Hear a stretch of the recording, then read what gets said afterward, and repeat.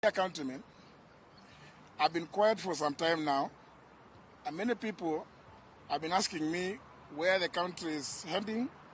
and where we are, and so I would like to state as follows. I joined the Kenya Kwanza coalition owing to the fact that the principles that they espoused are in tandem with the principles of the party I belong to, namely the Democratic Party of Kenya. Many friends and political colleagues at the time warned me against joining the coalition, but at a personal level, I was persuaded that would be driven by the ideals and the values that the coalition stated as a hustler nation to do the best for the people of Kenya. One of the things we had accused the past regimes of was the existence of disappearances and extrajudicial killings of Kenyans, and we vowed that we would never, at our watch, condone or allow such. We stated this time and time again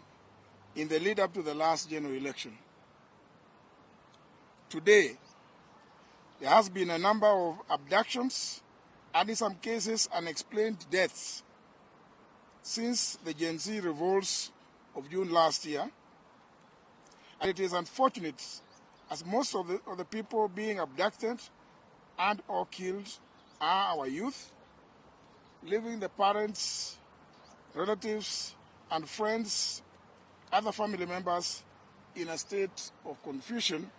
and loss. I have personally served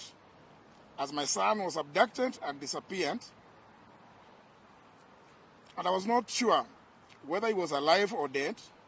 making us anxious and leaving me and my wife and the rest of the family in turmoil. It must be remembered that at that time, I was the serving Attorney General of the Republic of Kenya, and as is well known, a member of the National Security Council as comprised under Article 240 of the Constitution. Despite making several requests, I was unable to trace my son,